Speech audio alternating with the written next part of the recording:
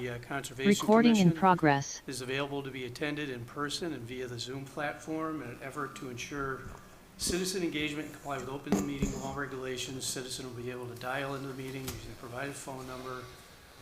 Cell phone or landline required. Citizens can participate by copying the link.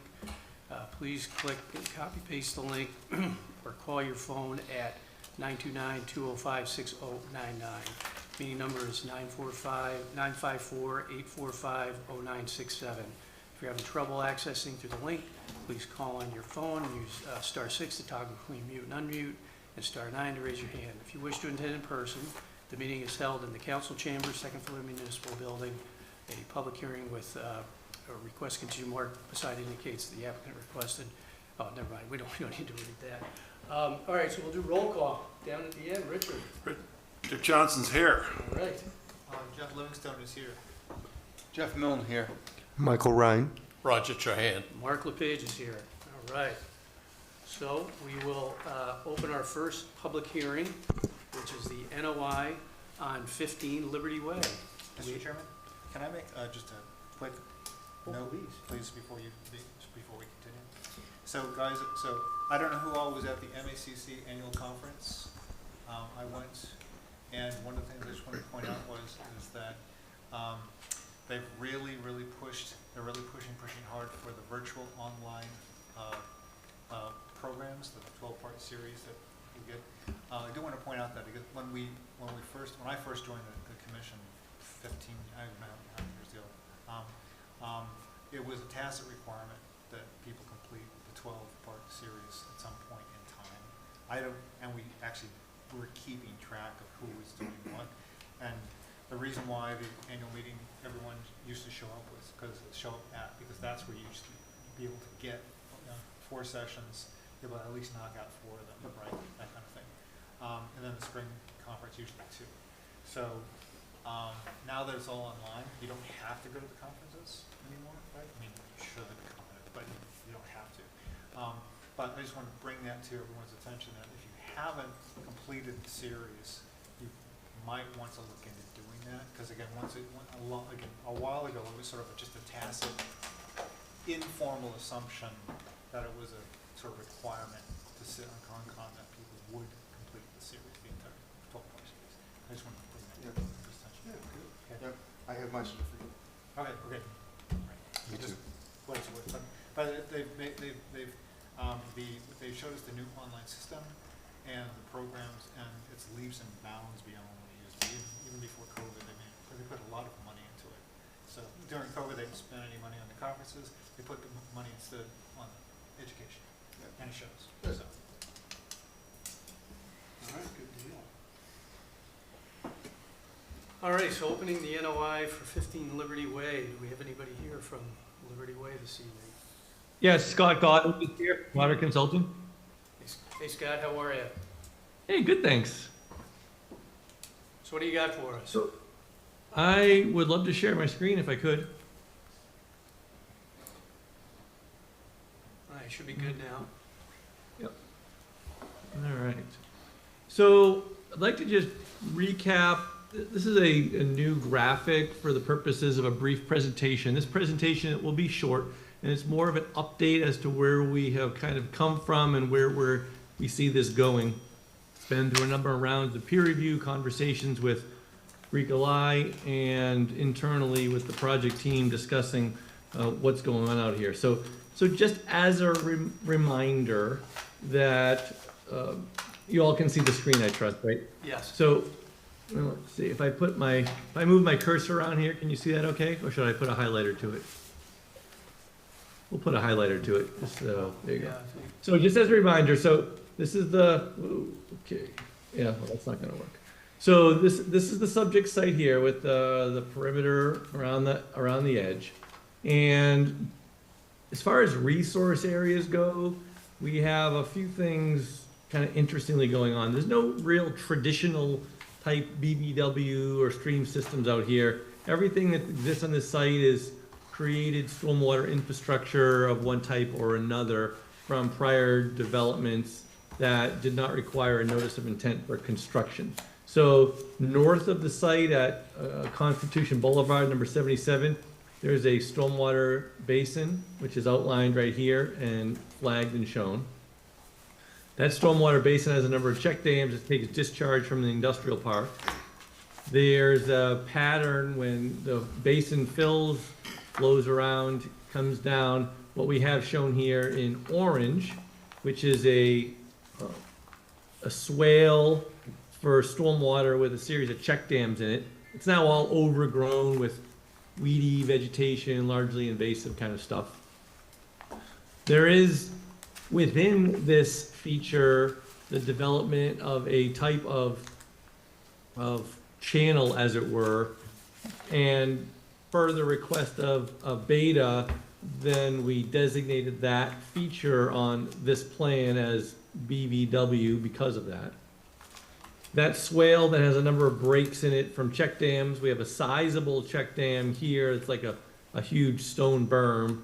And then the blue area down here is a detention pond before the water then discharges to the south through a culverted system. In addition to that, there's the berm that holds back the stormwater basin on the northern property line has a breach or leak in it right in around this area. And that leak has created a seep situation, and this yellow feature here and this green feature here are denoted as two isolated wetlands that were created by failed maintenance to a stormwater maintenance infrastructure. And then in addition, we have this non-jurisdictional dug ditch. It doesn't have any appearance of carrying any water for any reason through the middle of the site. Hand dug, small machine dug some decades ago. So everything out here is part of stormwater infrastructure. That was its purpose, intent, and why it exists there today. If it weren't for stormwater management features, we wouldn't be before you in any way with this request. So the application is to take the existing Liberty Way driveway that is associated with the building down here in the south and expand it to the north. And the purple zone is our proposed expansion area. In the application that we brought before you initially, we had put this purple area up to the northern property line.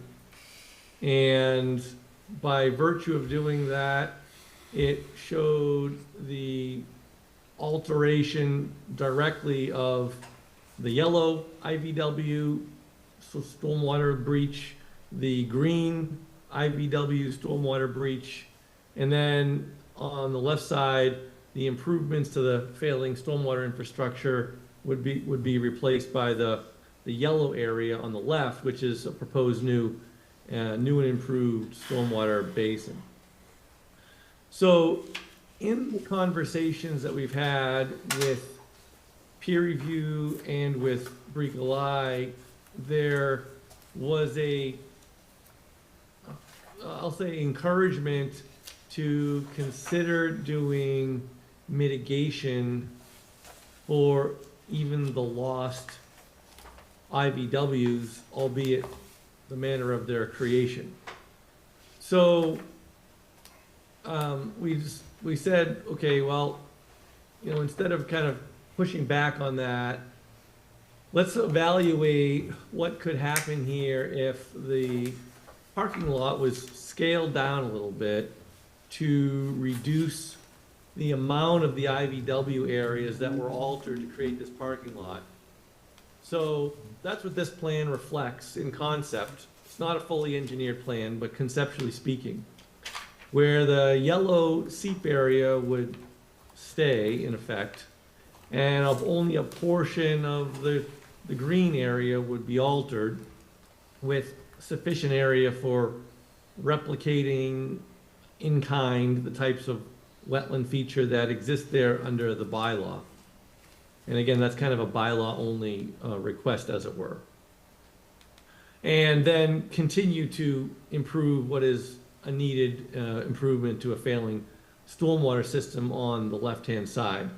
And that would be not just functionally from a stormwater management perspective, but we should propose to vegetate it as well, so that we would have and improved vegetative cover over what's there today, which is basically just rock and invasive species. So, this is kind of what we're working with now, so that we can better satisfy the goals of the Franklin bylaw with mitigation in area and keeping some of these IVWs. And I wanted to bring this before the board for discussion tonight, before this goes into a fully engineered redesign. Remember also, there's an infiltration basin that sits underneath this parking area that would collect the stormwater and discharge with this proposal, only in that it has to be slightly smaller because there's substantially less pavement in this case. So the purpose of my presentation is just to put this before you, open it up for a conversation. I know you haven't seen this before, or there's been no time to sort of digest it. This was just developed internally in recent time here. So that's all I have for you this evening. Thank you. Thanks, Scott. Nikolai or? I have not seen this prior to Okay. tonight, so I don't Okay. have any comments. So Scott, the parking lot was originally up to that border to the north? I don't have the. Correct, yes. Okay. So that was something we'd asked about, was potentially reducing that parking space, so that's positive. Any questions on that? Did the town have any right-of-way on this property for drainage or something? Do I remember that? Sewer. And so on the left-hand side of the property, Oh, yeah. right along where the orange elongated wet feature is, there is a drain line easement that has, you can see that tree line along that left side, right in through here, Yeah, right? So there's a couple of utility drain pipes that runs through in this area right here. so you're not touching that, are you? The proposal is not to touch that, no. Thank you.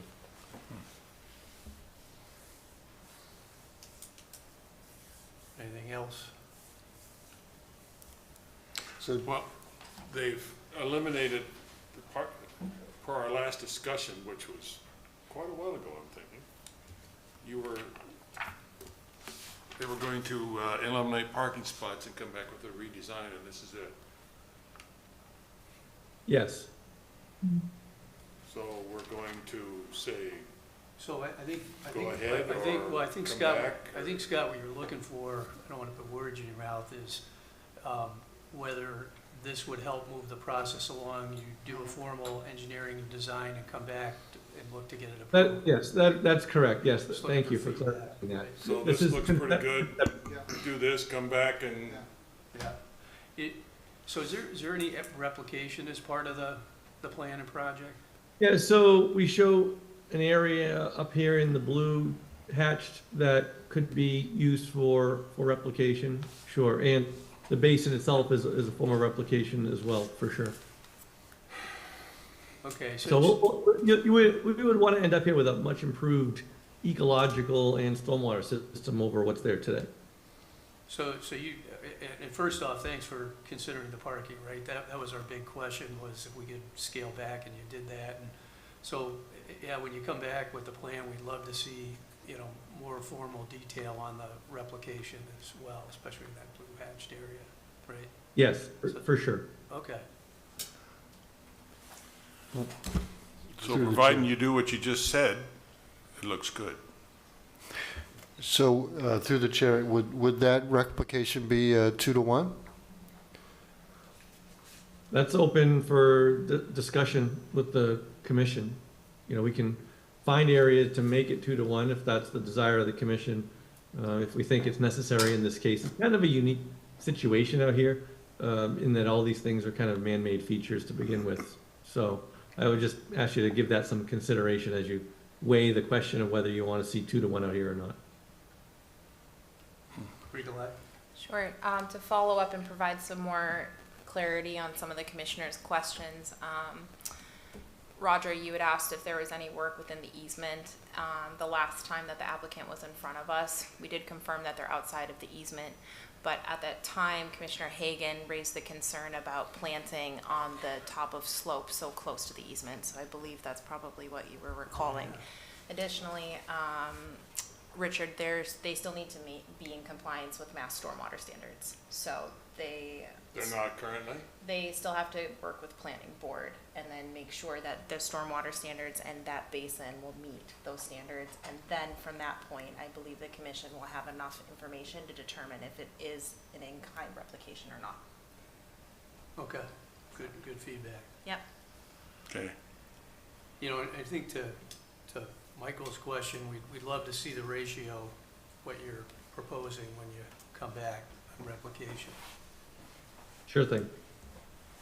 So thank you for considering the parking. Love to see that. Love to see that formalized. And I think the big question now is, you know, what the replication looks like and some details on that. Does that kind of sound like? How much time before they need to come back? Sounds like it's more than 2 weeks.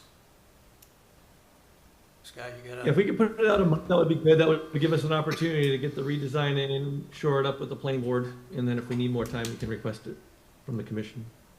Might I just ask Scott that, I just want to put on record and note that, you know, this, unfortunately, Scott, I apologize, but we did receive no communication for a good amount of time on this project. I'm very happy that we are receiving communication now, but for example, I only got a continuation request or any sort of information after work hours today, the day of a public hearing. So I would request that, you know, if the commission does feel like pushing this hearing out, that's great. It sounds like the project is moving forward, but I would ask just, you know, to acquiesce to my normal work schedule and to not put things on the commission at the last minute for review. yeah, I think that's I can appreciate that. Thank you, Brika. I agree with you. and Scott, I think as you know, right, we like to keep these on every 2 weeks to keep them live. So if you could give us some type of posting as to status at least before the next meeting, and you know, we appreciate having something to look at, but understanding your constraints, but that's kind of our schedule. So if you could just keep in touch with us on that so we're current, that'd be great. Yes, thank you. I will. Okay. So any other thoughts? And at this point, it looks like a continue. Roger, you want to give us a motion to continue? Give you a motion to continue the NOI for 15 Liberty Way to 7/21. It's 7:01. Second? Richard, Vote to continue. Continue. vote to continue? Continue. Continue? Continue. All right. Continued. Thank you. Thanks a lot, Scott. All right, with that, we will open the ANRAD on Tri-County Regional Vocational Technical High School. Is anybody here from Tri-County VOTEC? Yes. Yes, Commissioner LePage, it's Steve Powers. Hey, Steve. From Sammy Others Consultants. We are the civil engineers. How are you? Good. Good. I'm also here with Superintendent McGuire, and we might have one or two other people from the project team. So, you want me to share my screen, Yeah. or I didn't know if Bricolai wanted to go first? Okay. Go for it, Stephen. Thank Yeah, you. see what you Hi, got. Karen. All right.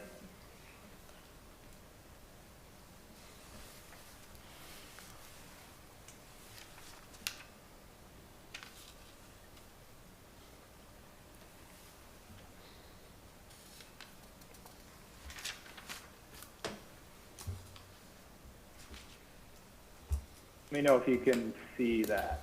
Looks like yep, it's up. Good. Great. Okay, I just can give you a brief overview and then discuss the progress we made over the past 2 or 3 weeks. I think we made some really good, positive progress towards it, and I think we're in good shape. So just to refresh the Commission's memory of this project, Tri-County High School, located in the center of the property, bordered by Old West Central Street to the south, Pond Street to the west. We have a number of, I'll say, down gradient wetlands that were flagged in the field by our wetlands consultant, ECR. Brad Holmes is unfortunately double booked tonight, so he's not able to attend, but I think between myself and superintendent, we should be able to answer some questions. So I believe we've reached agreement on all of the green areas. I highlighted these with both Bricolai and Beta, the peer reviewer, as you can see here. And these, again, are down gradients. There were some leftover comments from the peer review, and they mostly centered around the solar field. And that's the work that we've been doing over the past 3 or 4 weeks to try and come to some kind of an agreement. And I believe we are there. We did submit this past Friday to Bricolai and Beta to take a look at what we were proposing. And let me get to the areas. Okay, so this is a blown up area of the additional field delineation that we've provided as part of the resubmission package. 2 green areas here, one to the northwest and one to the southwest, as well as a number of, we'll say, blue areas. I did want to designate those separately, as I wanted to talk about each area separately. I think I had mentioned the last time I was in front of the commission that the intent of these areas, as highlighted, were stormwater management features, and they were proposed as part of the solar field development. At that time, there were no wetland resources areas up in this section of the site, so it only went through site plan approval through the planning board. I think the wetlands, the conservation was involved a little bit because there was a stormwater pollution prevention plan as part of this, because it was disturbed as far as over an acre. But between the last time I was in front of you and this past time, we did get some more information specifically regarding this tricky basin down here in the southwest, and I'll address that last. So Brad went out, field delineated this northwest basin, another stormwater management piece that was part of the solar field, and our field crew went out and located this, surveyed the flagged up field, so that's this green area here. In addition to that, as part of a site walk with Beta and Bricolai and Brad, and I believe we discussed this at the last hearing as well, one of the commissioners had mentioned this. We went out and field located these, at the time, these essentially puddles, but were identified by Beta as under the local bylaw as being wetlands or isolated vegetated wetlands. So we did not field delineate them, or Brad did not do that. However, our field crew did go out and pick up sort of the edges of these puddles while they were out in the field, and how they were represented at that time. And these are represented in blue.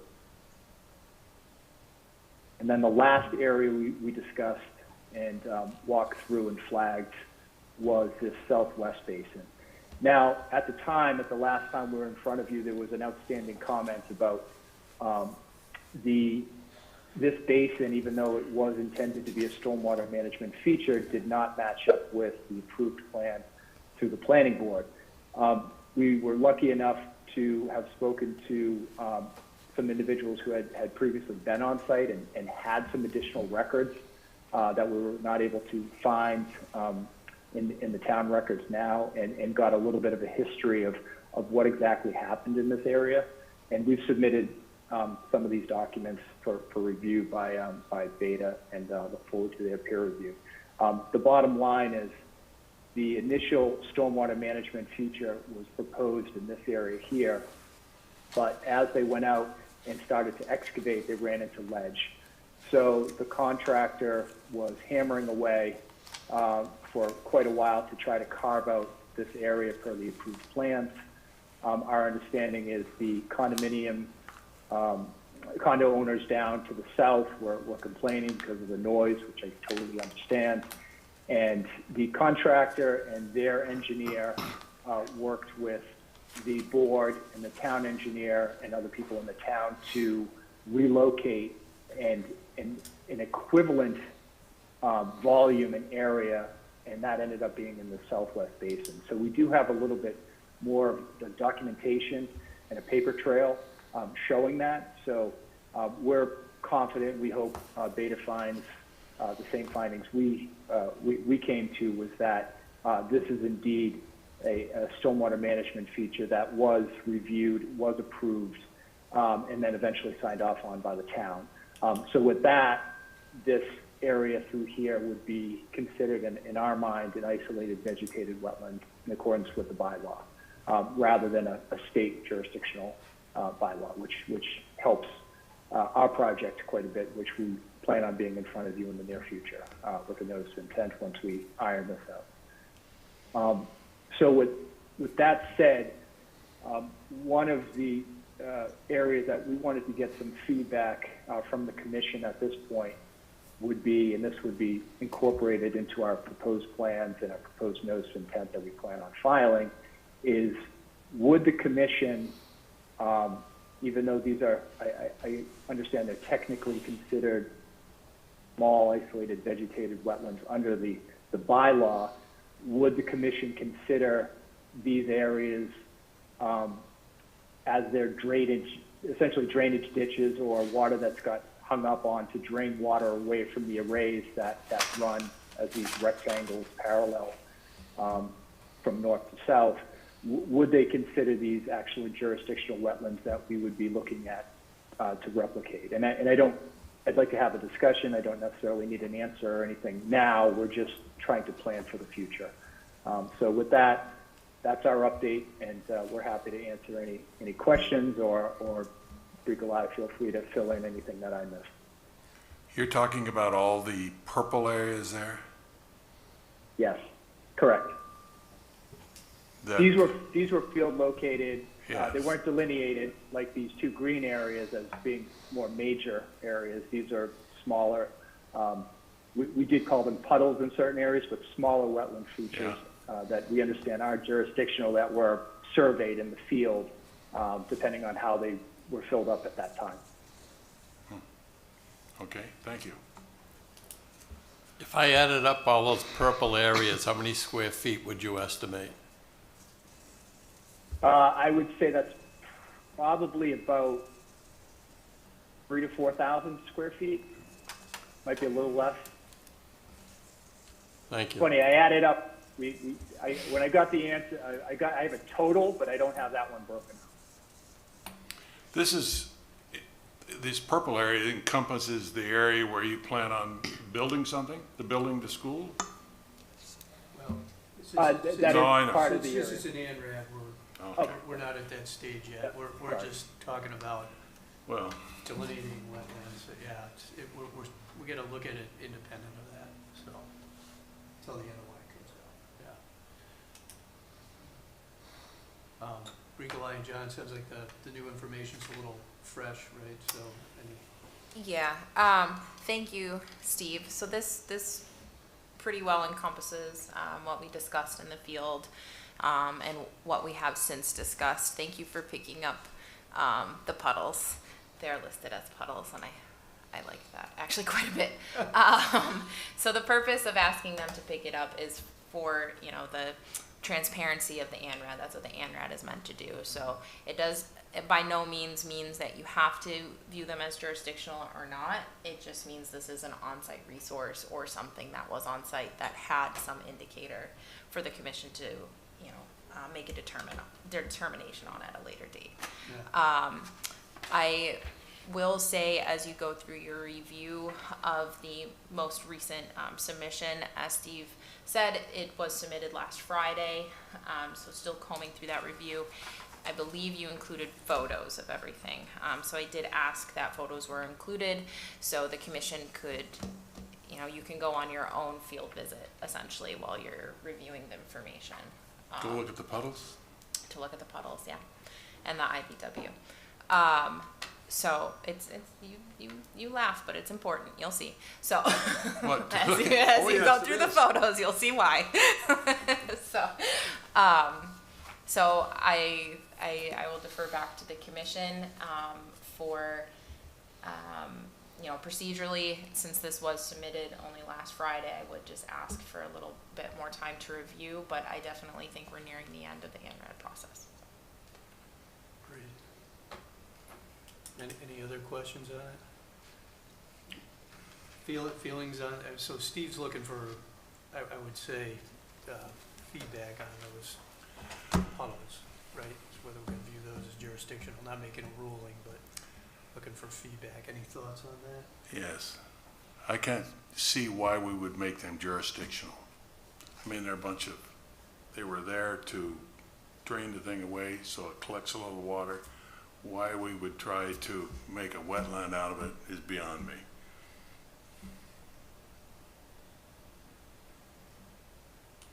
Any other thoughts on that? You know, Steve, just as a thought, right? And, you know, it seems like, you know, particularly with that IVW in the southwest corner, right? And we're gonna learn more about that, I guess, at the next meeting. You know, maybe you've got kind of a neat opportunity here to put together an educational experience for students at the VOTEC there. I think there may be some, you know, opportunities that might have some vernal pool characteristics. I don't think we know that. You know, I think it'd be great just to look at a component of this that would encompass some replication overall. And I think that would go a long way. I tend to agree with Richard. I don't think we want to hold your feet to the fire on puddles, but I think there's a great opportunity there to do something really nice with this if that's potentially on the table.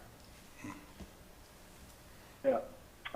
So that's a great point, and it's actually something that we have discussed at length.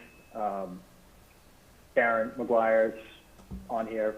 She could probably speak more to the educational part of it. I know Brika Lycan, she does this quite a bit as well, but we have discussed that on numerous occasions, and it is something we're looking at very closely.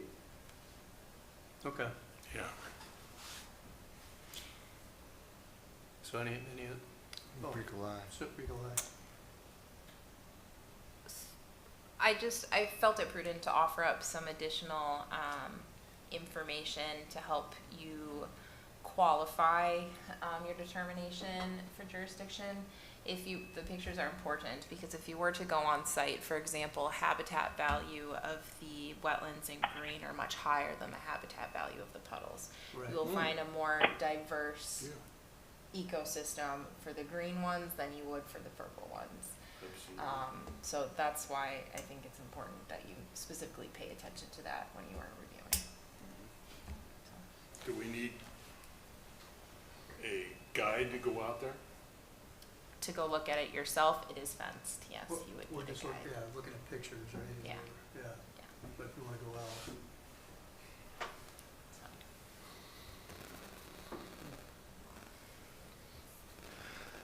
So I guess I just have a clarification question. So I know, Steve, you mentioned about the southwest corner being IVW. Is that set in stone, or is that still up for discussion? So the commission would still need to make a determination, but John and I both feel collectively, and we met with Brad and Steve on site, that we could qualify it as IVW. Okay. So if you were to look in your agent report packet, I have two snippets side by Yeah. side. So one of them is BVW, but it's a smaller square footage. One of them is IVW with a larger square footage. So, Yeah. Okay. And I, especially considering the not revised, but supplemental stormwater information that was provided, I feel even more strongly that we can consider it IVW. Super, thank you. Yep. So Steve, is that the feedback you're looking for? Yes, that's great. It's actually more than I expected, putting you on the spot, but I appreciate it. It's very helpful. Okay. All right, well, so at this point, we're gonna continue the ANRAD. Michael, you wanna give us a continuation? I'll give you a recommendation to continue, or, a motion to continue the ANRAD for Tri-County Regional Vocational Technical High School to March 7th at 7:02. March 21st at 7:02. Yeah, all right. Second. All right, Vote to continue. Continue. Continue? Continue. Vote to continue. All right, continue till the 21st. Thanks a lot, Steve. All right, thank you, everyone. See you soon. Thank you. All right, next we're going to open the NOI for the proposed solar array at parcel 3160 Maple Street. Do we have anybody here from 160 Maple? Yep, online here, you got Greg DeBona with Bowler, Greg. joined with, how you doing? What do you have for us? All right, so when we were here 2 weeks ago, we walked through the revised plans. I showed the changes and kind of outlined the summary of what was updated based on the updated wetland flagging and the survey work and the changes we had to make to the plans. On that same day, that's when we submitted back all the documents, and we're kind of then in position of just awaiting Beta's updated review, which we did receive 2 days ago. So there was a new letter that came out. And one of the items that was in the letter, which we've since addressed, was the fact that we still have yet to have a DEP number issued to our application. That did get resolved yesterday, which is good, and so it's allowing us to continue to move forward. And through some initial coordination with Bricolai, we understand there's some recommendations and some kind of like suggested conditions of approval that are in that letter, all of which we're comfortable with. We don't have any issues with those being suggestions and being items that would be carried on with the application. And there were a couple items in the letter that that Beta specifically was asking for the commission to kind of weigh in on and give some feedback. And I could run through those, or I don't know if you want to chime in and go through them, or I could do it. Greg, why don't you go ahead and go through? Okay. it? Yeah. Yeah, perfect. Okay, so one of the items specifically had to do with a evaluation of two of the wetland sections. There was two sections, sections I and section K, and whether or not they were being determined as vernal pools. We provided our response, the explanation as to why they weren't classified as vernal pools at the time when they were being evaluated, based on just not having the quantifying amount of basically egg masses identified. And it appeared that Beta agreed with that, but wanted the commission to weigh in and determine if there was any additional information needed to put that kind of to bed. The next one was. While we're, John, you want to comment on that, just while we're on that? Yeah, sure. So like Greg said, based on the information that was provided, those two ponded areas, under NHESP guidance would not qualify as vernal pools. They did find some indicator species, but it wasn't the requisite amount, nor were they, obligate species where you could just have them and certify the pool. So given that, we concur. It's just a matter of, if the commission wants anything more formal from the applicant, further records, like maybe a memorandum that the wetland scientists may have prepared when they went out and did their assessment. Otherwise, we agree with it in principle. So maybe that wouldn't be a bad idea, Greg, some feedback in writing as to the details of what you guys found. Would you be willing to put that together? Yeah, I would expect so. I know Dan Wells from LEC, you're on as well. Is that a reasonable request? Yeah, I mean, the response did indicate, that there were 3 spotted salamander egg masses in one of them. So any memo would essentially just restate that. I could provide photos, but recall that we did, there are 2 vernal pools that did meet the criteria. So we, whatever information you'd like, but we did provide all the egg mass count information for the ones that were vernal pools and subsequently the ones that did not qualify as vernal pools. So the recent response letter did have all that, the number of egg masses that we found that were less than 5. So basically, we agree, they agree, it's not a problem, and we should probably agree that it's not a problem. Yeah, our response was really just, not to create any, onerous task for the applicant, Yeah. or to just, not make a decision for the commission and make sure that they're okay with, just the information provided in the response, which again, we Fine by agree me. with. All right, we're good. Anybody else? Nope, okay. So we'll move on to the next point, Yeah. Greg. Thank you, appreciate it. So the next one, and actually I'll number them as I go in case, Jonathan, if you're following along with your letter, or if anybody on the board has the copy. The next one was W6. It related to a comment about changing out those called perimeter control to 12-inch compost filter tubes, which we did do that on the plan and we added the detail. But we also still added the detail and the call out as for silt fence as well. Now that tends to be something that we like to try to keep as a secondary means. Oftentimes, especially in sensitive areas or adjacent to wetlands, we'll recommend to our contractors to put in both. But the recommendation to the commission was potentially to have us just completely remove silt fence, and I just wanted to clarify that our preference would be to still have that as a viable option, as a secondary means, but if the commission wants us to take it away, then we would take it away. Yeah, I think the concern there is, right, just making sure it gets removed after. Yeah. Well, that's what I was gonna say, Yeah, it yeah, says, so- just tell us you're gonna remove it when you get done and not leave it there for 30 years. Well, we probably do is condition. Well, yeah. Yeah, so that- so it's standard practice for the commission to condition biodegradable bottles. So that is in the standard conditions Right. already. Mhm. That's something that the commission would like to stray away from, that's fine, but I think in an effort to keep it fair amongst all applicants, it should be biodegradable bottles. Especially considering I'm not entirely sure who is going to own the solar field in the future, or in perpetuity. So, again, to the commission, but everybody else that we've been approving since then have had to do biodegradable bottles, even residents. Usually the silt fence is defaulted to when it does come to residents or when it's for a secondary erosion control measure. Right, or it's like on a hill, we're trying to prevent Correct. anything rolling down the hill, basically. Correct. Right. We've done before, right.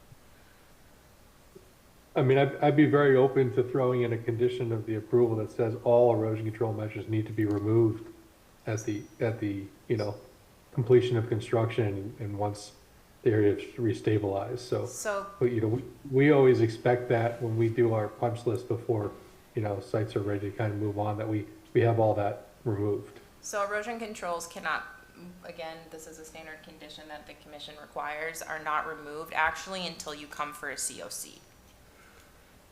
So if you were to look at the other project, again, the other project, the commission conditioned that it's biodegradable bottles. Yeah, And so, that they're not removed until COC. so Greg, what's your concern with just using biodegradable bottles? What I've seen is that in areas where you might have a lot of heavy concentrated flow, you like to have the secondary backup. So this is So, secondary? we- in Yeah, addition we to- would put the compost wattle, but then we'd back it with like a silt fence. That's fine. That's fine. So we're good with that? Okay, great, appreciate that. And the next one down was number 12, W12.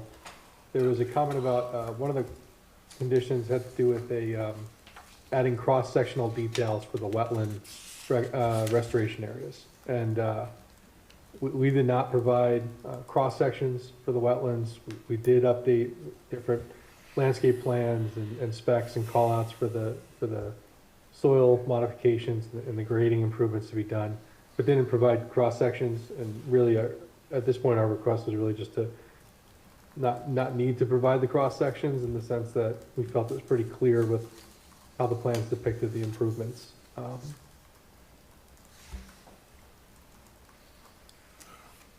John? Yeah, John. Yeah, so I think, you know, we brought up the cross-section because it is technically in your bylaw regulations. I would say, in the scheme of things, this replication area, you know, it's, I believe, below 2,000 square feet. It's relatively small. And, you know, I'm a pretty firm believer that no matter what gets put into a grading plan for a wetland replication area, especially a smaller one, it's really the execution in the field that really matters and actually gets it to be successful. So in this case, I would agree. I don't think a cross-section would really add any surety to the success of the replication plan, but we did bring it up just because it is in your local regulations. So, you know, I think the more practical approach would probably just to be to make sure there's some, you know, oversight, maybe a condition requiring that the applicant reach out once it's excavated before it's planted to make sure that it's at proper grades. Just make sure it gets done. Correctly. Yeah, Exactly. I like Yeah. Okay. Any thoughts on that? All right, Sounds good to me. all right. So Greg, you guys be good, we'll just condition it to take a look at it after the excavation, and that'll eliminate the cross-section. Yep, that works for us. And I only have two more. So, one, which was W16, had to do with the mowing frequency. Typically, with this client, we actually did it this way for the North Project too. We actually called for all the areas to be mowed twice a year. There was a recommendation to limit it to only once a year, and our request is to be able to keep it twice a year. So it's pretty consistent between what we did on the prior project to the north, and then what we're looking to do on this one as well.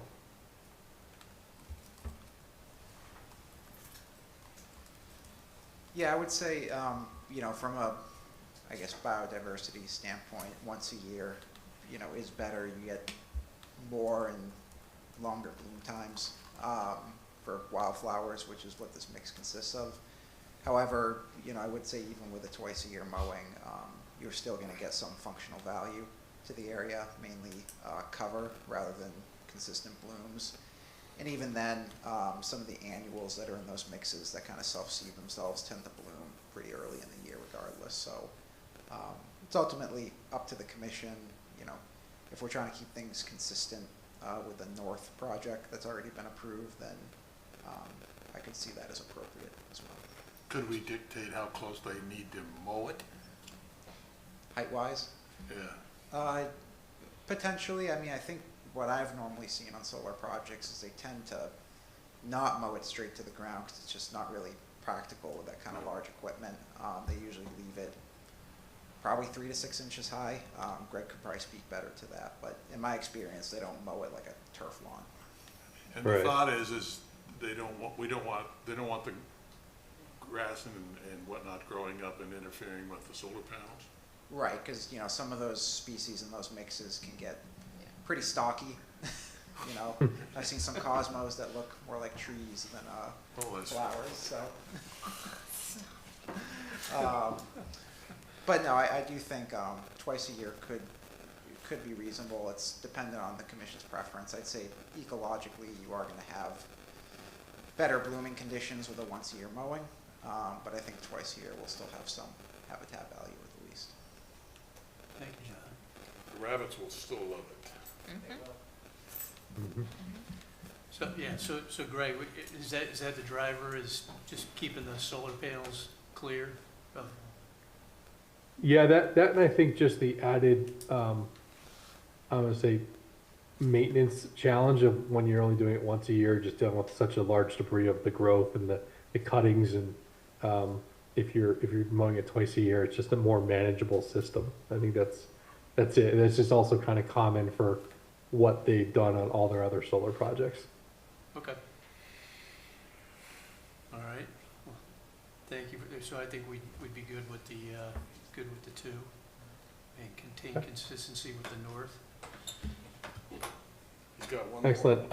Yeah. And the last one I had, there was item number W22, which had to do with all our submitted alternative analysis. So we provided a plan that basically just showed limited, or a reduction in the development area to remain outside of the 50-foot buffers.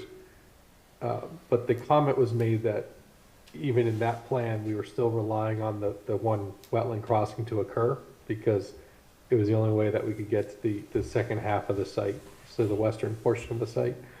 And in my response, I basically explained that the reason I didn't show an alternative that didn't include that crossing was, one, there already are crossings there being utilized by the golf course, but two, the other alternative just becomes a non-feasible alternative for us. In other words, if we lost half the site, this site wouldn't function and we wouldn't be able to develop it for solar. So I didn't bother submitting that, but that would be the true other alternative, which is saying we don't touch half the property.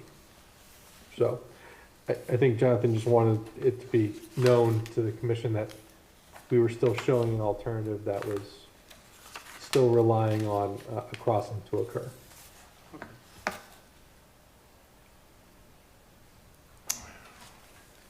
All right, so, any got a question, Mike? Yeah, I'm sure you've told us before, Greg. I noticed that that portion looks like it touches the road, so there must be a good reason why you can't come in from the road. I'm sorry, where's there a road? Well, like instead of doing the crossing, come in from the road.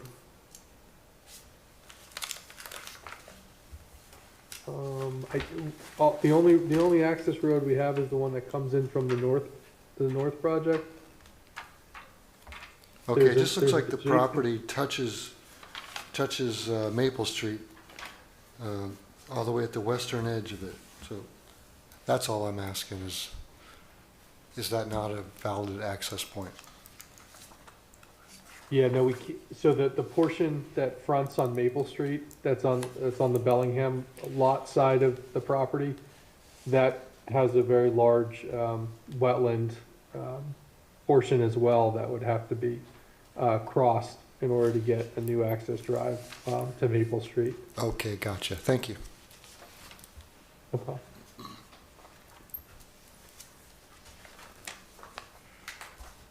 And you're still working on stormwater, right? So we did resubmit plans around the same time that we submitted here to planning board that addressed the stormwater comments and our responses to that peer review that came up on the planning board side. We do have a planning board meeting that is, well, it was originally scheduled to come up on Monday, but we've just recently asked them to move us 2 more weeks out and put us onto the agenda for the 25th. We have not seen, Beta does the peer review there as well. We have not seen a response yet to that resubmission of the drainage items. And you need fire department approval for access still too? So we received it earlier on in the project. The planning board asked us once again to reach out again, just to follow up one more time to make sure they're really okay with it. Even though they've said they're really okay with it, they've asked us again to confirm they're okay with it. Okay. So a couple more things outstanding, made some progress tonight. Any further questions, thoughts on it? I just had one, like going back to the vernal pool discussion, I noticed DEP had a comment about the loss of trees could adversely impact that. I don't know if Bricolai, you or John have any thoughts on that. Sure. I can paraphrase what you mentioned earlier. So Beta did take the lead on this project since this was when I was going on leave and I had restrictions for site visits. But these areas aren't generally, they don't have a lot of tree coverage now anyways. So it's always a concern with vernal pools. The commission may always inquire of the applicant to revegetate those areas first, replant, any sort of creative restoration along the buffers of the vernal pools. But other than that, it wouldn't change much. Is that correct? Yeah, I would just add, going off of that too, is that, you know, there's gonna be substantial, obviously, tree clearing at the site. But as it stands now, those areas are relatively fragmented from the vernal Yeah. pools. And actually, proposed final conditions of this project, there's substantially more woody vegetation that's gonna be around these vernal pools than there is now, due to the applicant's mitigation plan, so. And I think less it's golf cart. Yes. Great, thank you. Question? Yeah, and that's a great point, because the comment that was made by the DEP was still based on our original submittal plan, not the one that showed all the restoration that we shared at the last meeting.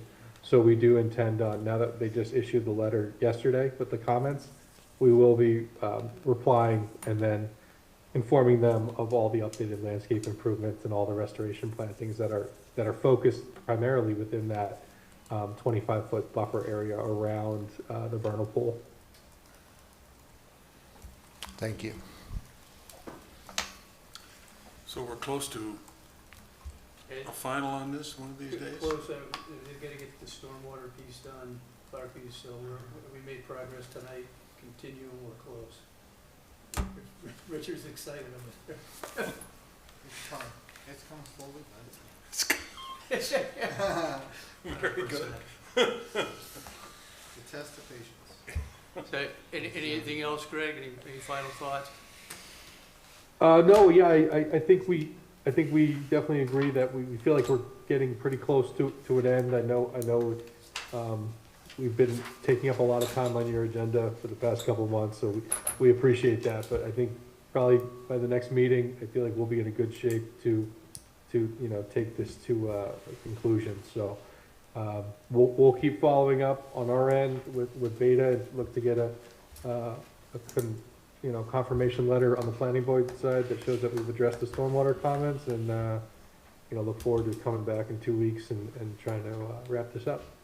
Excellent. All right, well, thanks for coming in tonight. Good update, good conversation. So we'll move to continue. Jeff, you want to give us a motion there? Are we at 7:03?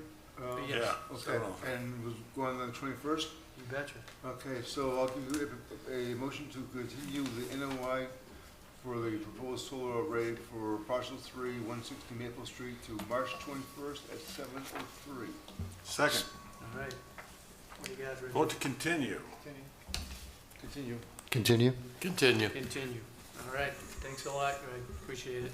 Thank you, appreciate it. All right, with that, we'll move on and open up the NOI for 121 Grove Street. Anybody here from 121 Grove?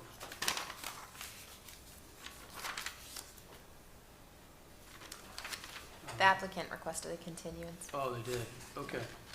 Oh, I got you, yeah. Any comments? Just to update the commission that we did have a meeting between Mike Maglio, town engineer, Gus Brown, building commissioner, John Scheit, project manager, and Rob Hewitt from Fairfield Residential, and myself. Oh, and Joe Halligan. Joe Halligan was there representing, I believe, the property owner, and working with John Scheit as a mediator of sorts. I'm not entirely certain. But anywho, we had a meeting to talk about a path forward to try and untangle some of the conservation threads. As we all know, it can sometimes be confusing for most folks, especially when they're approaching it, you know, for the first time. So we worked through that. You know, they wanted clarification on your waiver request letter. Unfortunately, I was unable to guide that a little bit since it's your letter. But I did provide clarification on where our bylaw waivers from the Wetlands Protection Act or where it is fairly similar. So with that, I think we closed the meeting with them going back to ZBA. It is my hope that ZBA votes on the waiver request at their next meeting, so we have a clear directive on where to go and we can be off and running. And then in the interim, they are reviewing Beta's peer review letter, and then, which is purely under state standards and regs, and I hope they have a response by the next meeting. Excellent. progress. Yes, Was it a positive meeting or? it was a work meeting. It was positive, I would say. I think we left it, better than where we were. I do have to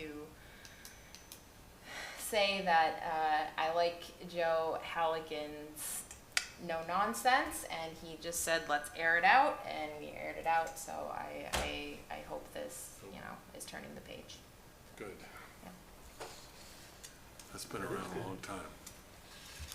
All right. Jeff, you want to give us a motion to continue that? Continue, so, All right. two, I'm sorry, two. March 21st at March 3rd at 7:05? 4. 7:04. Okay, Yep. so- All right. Second, All vote right. to continue. Jeff, you got to continue there? Continue. Continue. Continue. Continue. All right, continue. That, we will open up the NOI on 100 and 110 East Central Street. Is anybody here? Gentlemen, welcome. Good to see you. Nice to see you guys too. Good evening.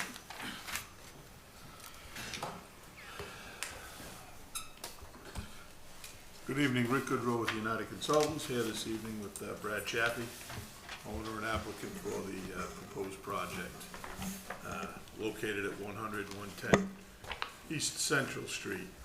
At the last meeting, we had come in and chatted with the commission about some of the peer review comments and a path forward.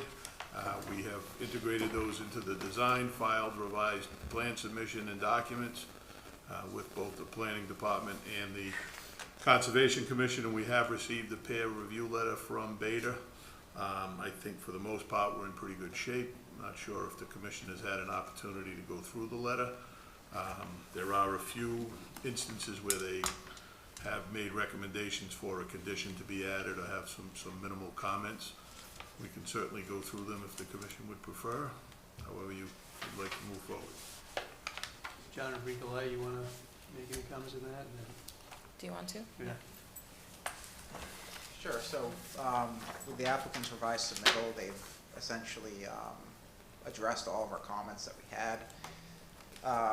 At this point in time, they've demonstrated compliance with essentially all of the bylaw provisions and requirements, and they've also provided some, more robust, mitigation at the site, including a significant increase in wood plantings, within the buffer zone. Other than that, a lot of the comments, even from the first round, were largely administrative, but even the more substantive ones, they did address. And as the applicant noted, we provided some recommendations for some special conditions that are, I would say, fairly typical, ones that the commission oftentimes already implement, including like one in particular was having a pre-construction meeting and ensuring at that time, a plan for managing invasive species, slashings from the removal of vegetation is addressed and handled. So at this point, on the wetlands and regulatory side, Beta doesn't have any further comments or concerns. All right, thanks, John. Bricolette, anything? You good? Yeah, just to actually go off on that for a second, since we are talking about special conditions, it is always a standard condition that we have a pre-con. So, that is covered, and I would recommend approval with conditions, whatever. So the conditions we have listed are 20 through 41, 46 through 51, 52, which is a couple flags are not approved under these conditions located outside the site boundaries and on private property. So Rick and Brad, you guys familiar with, you comfortable with those conditions? Yes. Okay. I will just note, for the record, I did not include a special condition outside of the standard special conditions about seeding with native plants, but considering that was in the proposal and has been revised and put on record otherwise, I'm just holding true to that.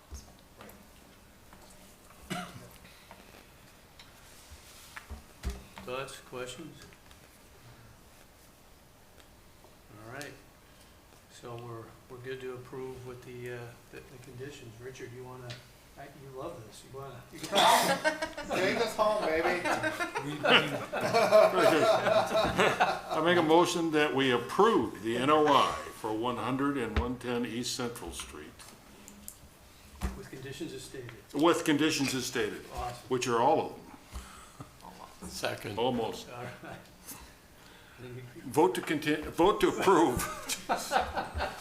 Yeah, see? Yeah, I know, See? it's ingrained. It's bad. It's bad. Okay. Approve. Approve. Approve. Approve. Approve. Vote to approve. Thanks, guys. Thanks a lot. Thank you. Appreciate your work. Really appreciate it. Thanks a lot. Have a good evening. Hopefully we can help you guys get out of here a little early. Made mine. Now I feel accomplished. All right, so we're gonna open the RDA on Six Forge Parkway. Anybody here from Six Forge? Yes, good evening, Mr. Chairman. Michael Malinowski with Allen and Major Associates. We are the surveyors, civil engineers, and landscape architects. On the line with me, I have Joe Gohegan as part of the development team. I can sort of step you through. I think we gave a brief overview at the last meeting. We've got a 36,000 square foot light industrial building going in at 6 Forge Parkway with associated parking and stormwater. All of our disturbance is outside of the 100-foot buffer. That is why we are asking for an RDA this evening. At the last meeting, Brika did not have a chance to review the wetland line that had been delineated by Goddard Consultants, along with the letter report that had been provided. I believe Brika has completed that review and had no additional comments. That's correct, yep. So I'd be happy to open it up to any questions that the board members may have. Seems pretty cut and dry. Yep. No, You're good? yep, you're good. All right, so the recommendation is to, actually, do we have to close that first? Close and then Close. approve with Negative a termination, negative. so I'll take a motion to close the RDA on 6 Forge Parkway. Move to close 6 Forge Parkway. Second. All right, Richard? Move to close. Close. Close. Close. All right.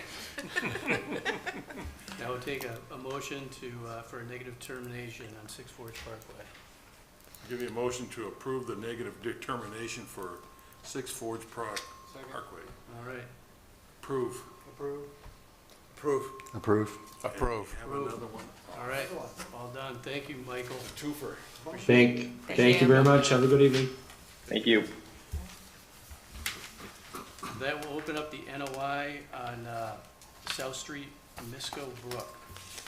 Do we have anybody here from, Oh, this is for the town. there's a, yeah. So we had a recommendation to continue, was nobody? They were supposed to be here. Hi, Brooke. Go for it. Oh, hello. Hi, I'm Brooke Morganelli, Assistant Town Engineer. We were supposed to have our Do- consultant. Can I ask you a question, Briggle? Since she's working for the town, do we still need to have her sign in, or? Oh, yeah. No, I mean, she can sign in. I can talk To be fair, because it's recorded and it's on record already and we have a minute taker, that is slightly redundant in my Okay. mind. Well, I but- think, the reason why that is being done, and we started doing that years and years ago, was because people sometimes couldn't pick up the names on the tape. That's fair. Because they didn't come That's directly to, they didn't get close enough to the mic. So at the time, Our the minute, stenographer we yeah. had requested that. That makes sense. Well, then we can continue doing it. Thanks, Brooke. Thanks, Brooke. Morganelli. Okay, so this is a project for the South Street culvert over Misco Brook. The proposed culvert is, I guess, technically considered a bridge culvert under Mass DOT jurisdiction. Due to the length, we're proposing to replace this culvert with the new Massachusetts stream crossing standards, open bottom 3-sided box culvert. So, to sum it up, I know there were questions. Excuse me. Oh. Peter Engel with TEC. For some reason, I couldn't Oh, hey, unmute Peter. myself. Sorry about that. So yeah, Brooke was doing a good job there. Yeah, basically a replacement of a degraded small stream crossing on Misco Brook. It's the existing crossing is like a 2-foot high, 4.5 foot wide, old stone box, I believe. At some point, it was extended with a 30-inch pipe that was kind of stuck into the original box. So it's a misshapen, mixed stream crossing that would be coming out, replaced with a 16-foot wide stream crossing standard, open bottom box culvert. The stream would be restored through that culvert. It's pretty narrow right now as it comes to that culvert because that culvert is so undersized. So I think there's a large amount of ecological value in replacing that culvert. There's small amounts of temporary resource area impacts, land underwater, bank, BVW. There's about under 300 square feet of BVW impacts. The idea would be to replant those areas following the reshaping of the channel through the culvert. Most of the grading work and impact to those BVWs is actually cutting. So if anything, the BVW will probably expand following construction given time. But other than that, the land underwater will be significantly increased. Flood storage will be increased due to the volume of the crossing. The bank is mainly staying the same. Linear footage, it's about a 5-foot loss, only because the bank sweeps to go into the narrow culvert now, where we'd be straightening that out. So all in all, positive impacts to resource areas and an improvement of that crossing. Thank you, Pete. Yep. I don't think you guys have had a chance to look at it yet. Yes, John. No, I will definitely put this on record. Any upgrade from a culvert to a current stream crossing standard is something that I feel is, yes, of our narrative and benefit. And I will say that I think out of all standards but one, this project is optimum for stream crossing standards instead of standard. All you gotta do is look at those two pictures of the existing culvert and say, yeah, we need something new there. It's a miracle, that thing. I bet you that road floods half the time. Oh, Yes. sure. So I would, The commission. floodplain does currently go over the roadway, so. Yes, it does. I will make the commission aware that this is likely going to be the first among many culvert retrofits that you will see. Yeah. So, Do we have an idea, do we have like an inventory of culverts that are needed replaced in town? Derek and I are meeting tomorrow to have him come in front of the commission at the next meeting to talk about the separate issue that we had addressed. Because So. I just wonder if that, should that whole thing be, So- all the culverts be a Yeah, project? so there is in Setaru, it's a separate software, but Derek Adams, Stormwater Superintendent, and Kate Schoberg, GIS Director, but she is one of the founding members of the Stormwater Division, I would say. They have a software, Setaru, that has every single stormwater infrastructure cataloged. They usually use it right now for inspections, being able to assign out to stormwater crews. You need to go look at this BMP, you need to sign off on it, take photos, upload those photos, and it, I believe, has current conditions of just infrastructure in general. Yeah, so they have that. Then there's also internally on our GIS, we have shape files that show every infrastructure. As we move through with new stormwater standards, the amount of flooding that we've had in Franklin and ARPA funding or infrastructure funding, and with the latest relationship that we have with the EPA, we will be seeing more of these retrofits, whether it be culverts or BMPs. And as I mentioned, Derek will be coming to do a brief presentation to the commission to expose you to that, and so we can all work together Precast, okay, yeah. in the future.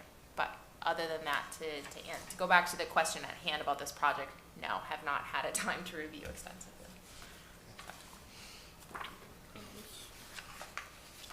Also, just to add, we've been in contact with DEP.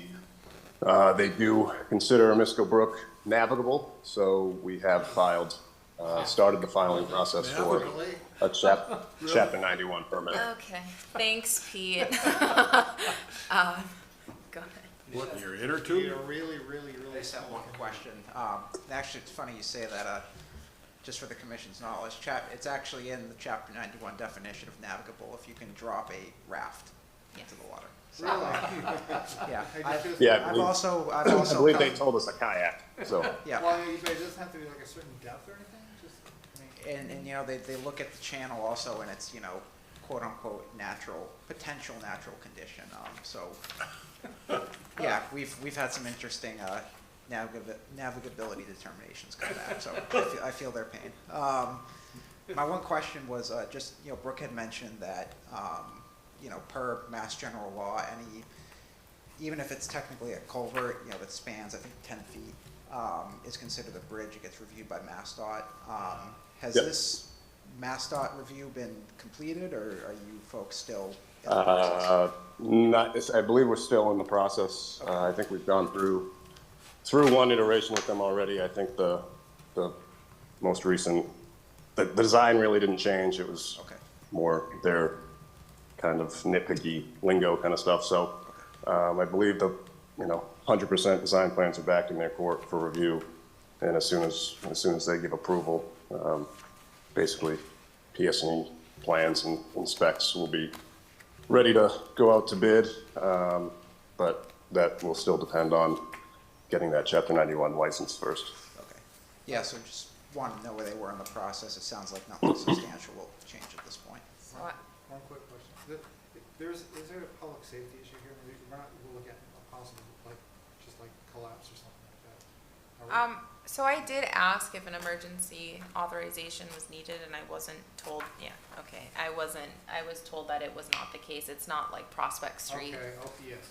So I do offer that for anything, but if that changes, just let me know, and that's fine. Because we are acutely sensitive to public safety.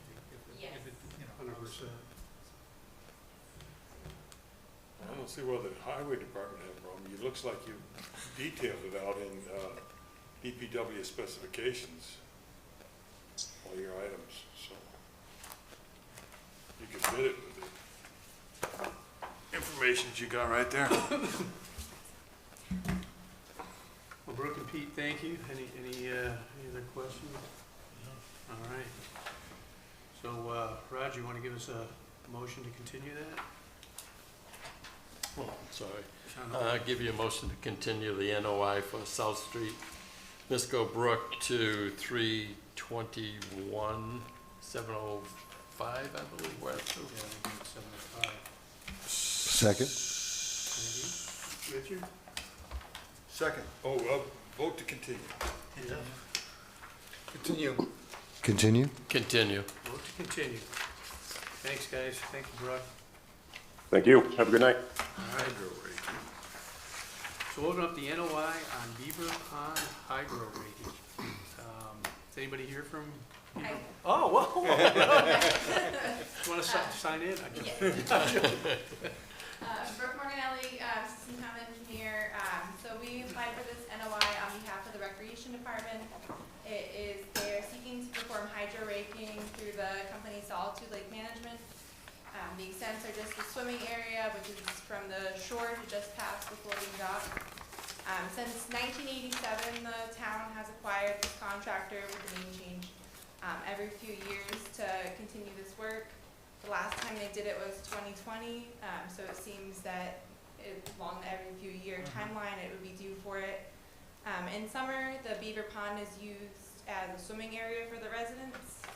So removing the invasive species would make it safer and more attractive for the users. It would impede the eutrophication. The EPA water body report says that Beaver Pond has fanwort and non-native aquatic plants that are currently probably impairing fish, other aquatic wildlife, and other aquatic life. So hydro raking is actually a mechanical method, so it's like a floating barge used to remove nuisance vegetation and from water bodies. So the barge will be floated out through the existing dock to minimize any disturbance to the shoreline. And so it's like a hydraulic paddle wheels that like moves it around, and it's almost like a backhoe on it. It kind of like scoops and removes all those species. So it is different from dredging. It can disturb bottom sediments, but it's limited around the work area, and it typically settles. And we're just doing a small portion of the pond, which is just in the swimming area. It's about 2% of the entire pond.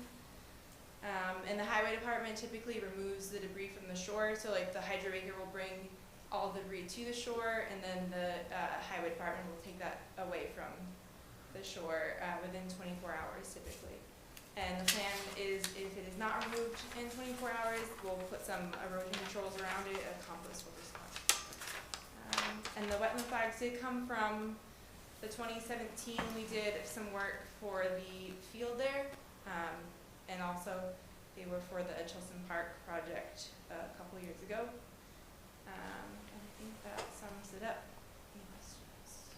So how often do we do this? What's that? How often is this done? Every 2 years since 1987. Wow. Yep. Yeah. So an NOI can be extended, it lasts for 3 years, can be extended up to 3 times, so it's 12 years total. Okay. So, the last NOI has expired and cannot be, extended any further, so they're in front of the commission again. So, that's all, I would recommend a continuance, Yeah, so, yeah, yeah. you don't it have was- Yeah, you don't have a Yeah, DEP number yeah. yet either, so. Any questions on it? Nope. No, seems pretty. Where is it? Is it the floating dock? Is that on the far side over there, or right there at the, It's right there at the beach. right at the beach? Yeah, right on. Okay. Do you have to close down Beaver Pond while you're doing this? I'm just for public safety and stuff? That is a good question. I'm actually not positive. I can find out. I'm just curious if that is. Yeah, an that option. might be a question for Ryan or Carlos. Well, just to make sure Ryan gets the word out long before, because Yep. so many kids go down there, I mean, even if it's cold, they're running around the water. Right. I think they're planning to do it in June, so I'll let them Okay. time, but I will confirm that. I can put out a notice to Brooke. I can do it. Brian will definitely do it, and then health department can do it too, because they're the ones that do the water quality testing. Right. Okay. So hopefully that'll help get the word out. All right, good question. Anything else? All good? Especially having right after school, is that, Oh, yeah. you know, that's gonna be. Right. Right. Yeah. The poor monitor. Let's go party at Beaver. Hey, that barge out there, I'll bet I can swim out to Right, it. right. You know that's gonna happen. Yeah. You know. Yeah. Uh-huh. Well, Michael, you want to give us a motion to continue? I'll give you a motion to continue NOI for Beaver Pond hydro raking to March 21st at 7:06. Is that 7-6, right? Yep. Second it. All right. Vote to continue. Continue. Continue? Continue. Vote to continue. Thanks a lot, bro. Thank you. All right, and that wraps up our public hearings. And we're on to general business.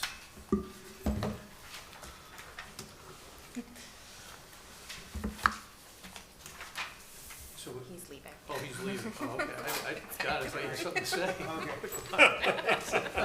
I'm out of here. We're barred. Thanks, John. Good night. All right. So we get the friendly 40B LIP. Nobody under there. You shouldn't have anybody under the 40B. No, it's just a heading. Yeah, just. Oh, got it. I see, sorry. Yeah. Continue. What's that? Continue. I'm sorry. I interrupted. Beaver Pond Kayak.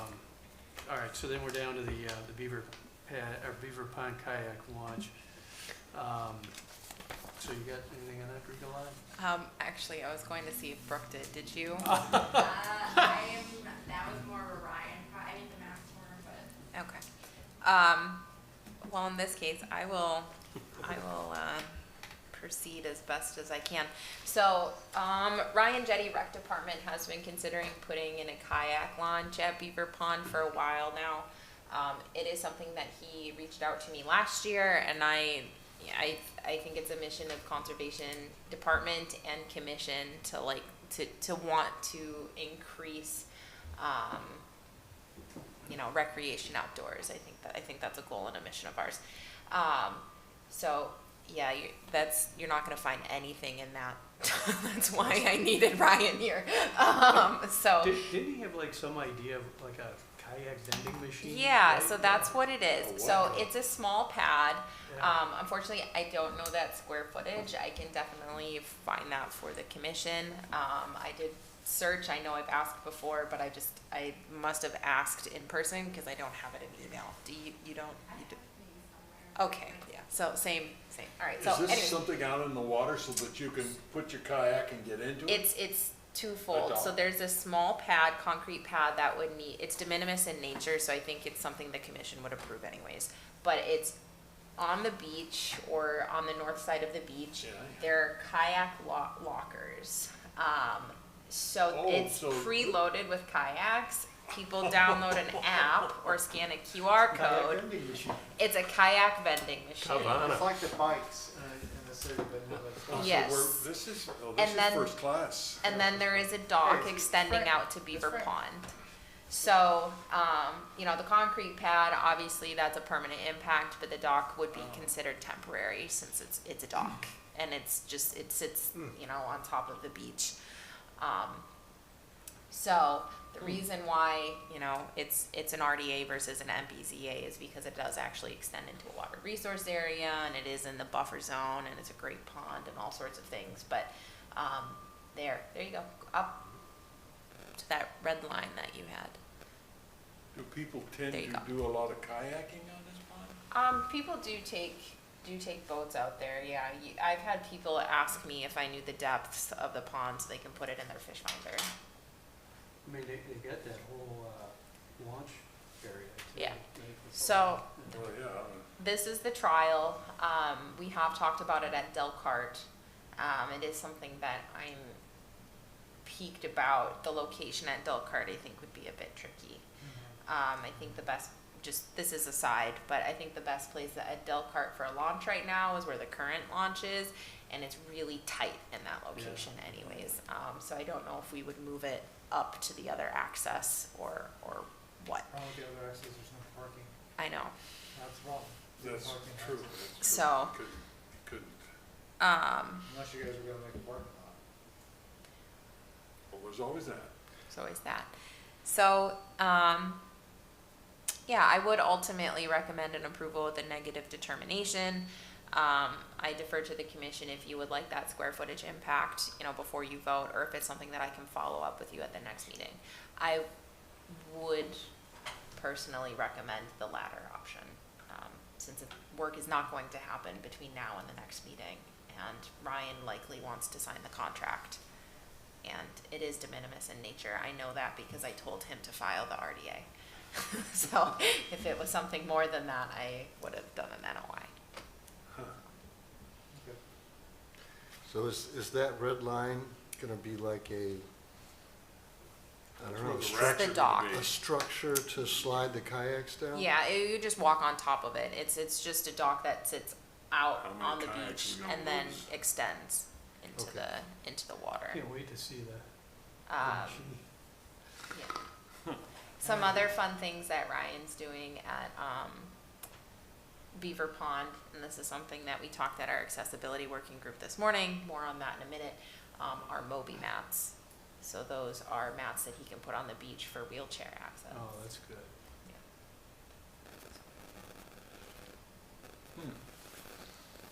Does anybody see any issues? No, I, good idea. I think it's a good idea. I will find that square footage. I know I have it somewhere. I just was We unable. wouldn't want to rain on these parade. Letting, All right, so we get a motion to approve the determination with a negative determination of applicability. I'll make a motion to give a negative determination to the project for Beaver Pond kayak launch. There you go, thank you. second, All right, vote to approve the negative determination. Vote to approve the negative determination, yep. Vote to approve. Approve? Approved the negative negative determination. determination's approved. All right, thank you. Thank you. Good deal. And while we're talking about things like adding and taking it away, I also I just wanted to point out that there still is that concrete mass at Del Park. It's on the agenda for the next meeting. Okay, Thank you. But yes, there is. yes, I would like that out. but unsightly and dangerous concrete mass. But you could put a kayak vending machine on it, You could. and you wouldn't have to It's build a just- pad. It's just a matter of time where some kids dance around on the top of that thing and falls into We it. could make it a nice planter. Yeah. Put a diving our board new- on it. I can see the local headlines now. Concrete grave at Del Park for small child. Oh, Jesus. Seriously. Okay. In other news, we got a COC for the 380 Beaver Street, Chilson Park. My favorite comment of the night, the obstacle course is neat. Yes. Brooke, you That's a scientific term, by the way. And the so in 2021, I believe we had opened this up. It was the Crosswell, a fitness area with turf, upgrades to the existing playground, and a practice field, and of course the flood storage mitigation area. We made a few minor changes in the field, which we applied in front of Concom to these changes, and here's our red line here. We found a structure that was buried, an open bottom basin.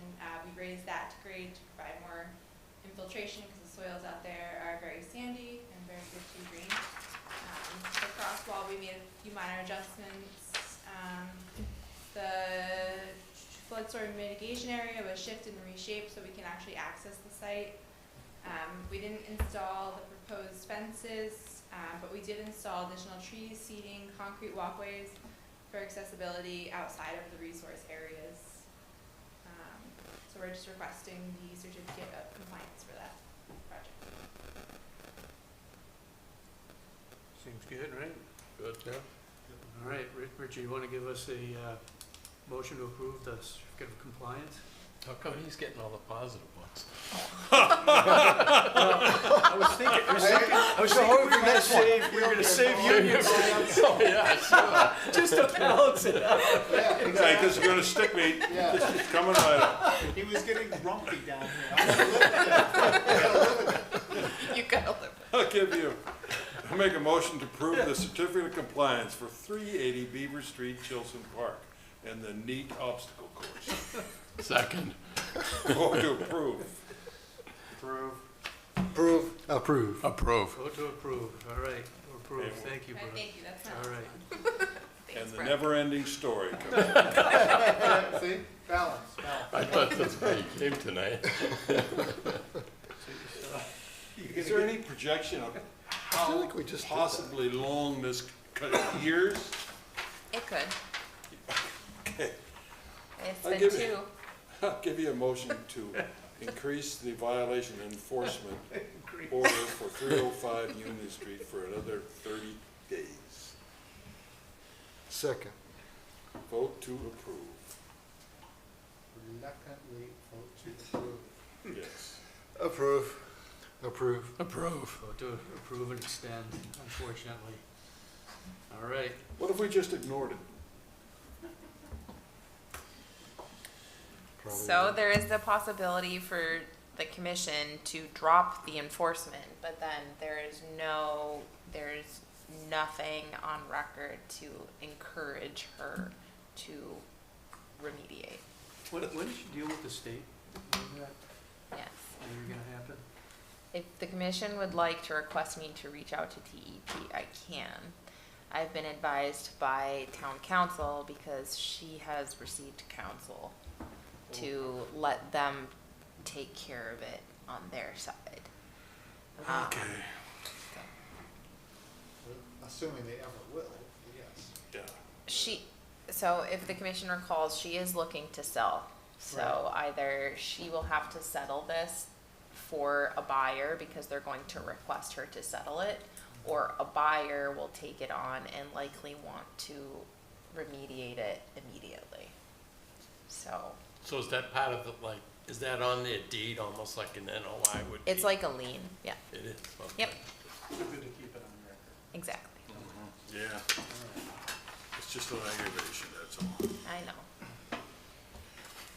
All right, any comments or questions on last meeting's minutes? Nope. Good on that. Motion to approve those. Roger, you wanna? You can I'll give you minutes. I give you a motion to approve the minutes of the meeting February 22nd. Second. All right. Vote to approve. Approve. Approve. All right, approve. Nice job, Roger. So discussion, you get appointments on here? Your appointments. Okay, I didn't know if you meant like we had New appointments people. for. Yeah, to be honest, That's terrible. sorry, that was Yeah, very We've made pointed. some random appointments for people? So, sorry. We're good fellas. Sorry. No. You'll see it on the next agenda too as appointments, and it means other people's appointments. So you were right to question it. It's good, just to know. So, the thought process, and up to you guys, is that we have Jeff step back up to chairman. I'll maintain a position as vice chairman, with mine getting a little more experience at it, and we thought that would be a good move forward. So, that's the proposal. I don't know if you guys got thoughts on that. How do you feel, Jeff? I thought someone was gonna say, oh, not that guy. No, I said fine. I mean, you guys know my position. You passed the baton around, and we talked about it, right? And ultimately, we should share it. So I'm fine. I told these guys, I'll step in, as long as you guys want, whenever you want. If you feel comfortable, just like Big, and let me know, and, make it right. So I'm fine. It's okay. All right, It's good. We just bob and weave a little bit. Keep going. so all in favor of Jeff being chairman? Sure. Aye. Well, I guess. Congratulations. Once more into the breach room at 6. But I feel it in my breeches. But I do want to note that Mark did an outstanding job tonight. Yeah, he did there. Thank you. And then we've got some updates. Friends of Franklin? Yeah, actually, do you two want to give your updates? We have. So, I missed the last meeting. Oh, you had your meeting this morning. Yeah, well, yes.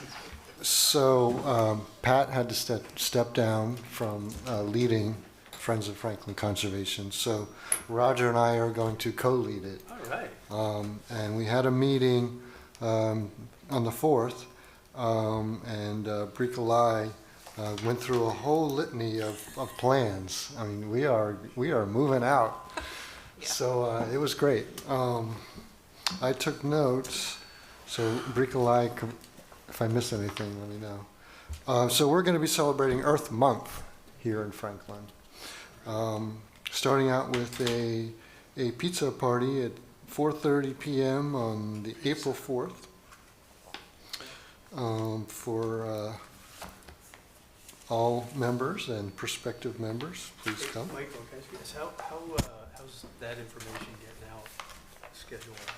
So actually, I just got an email from the town today about it. So does that go to everybody? Yeah. So that came from me. Yeah. So I was nice. realized now, thank you. When I had about 10 minutes to not think about public hearings, I made this graphic. Let's see, we can go back. So April 8th is the centennial solar eclipse. So April 4th, one of our FFC members, this pizza party was already planned, but she said, why don't you make it cosmic, essentially is what she said, to celebrate the solar eclipse that's on the 8th. So this went out today. I'm most proud that Earth is pizza on this graphic. Yeah. So it's an hour and a half up in the training room. And sorry if I'm stealing your thunder, and Mark, I will answer your question in a moment, but it's up in the training room because there's a projector, and I thought we could put on a quick YouTube video about what the solar eclipse is, or why Earth is important, how Earth falls into rotation with the sun, and why our spatial distance from the sun is most important. And then we could actually make the boxes for viewing a solar eclipse. So it is open to all ages. You could look at this graphic and see that it's likely geared more towards children, but I'll be there. Plenty of peers from DPW will be there just to be there, and it's free pizza. So how this information gets out, Mark, is I sent out an email blast. It is posted on the conservation webpage. I'm not sure if any of our local reporters will pick up the story. We also have a new director of arts, culture, and creative economy. She's not quite our marketing manager, but she is the conduit for culture and community events.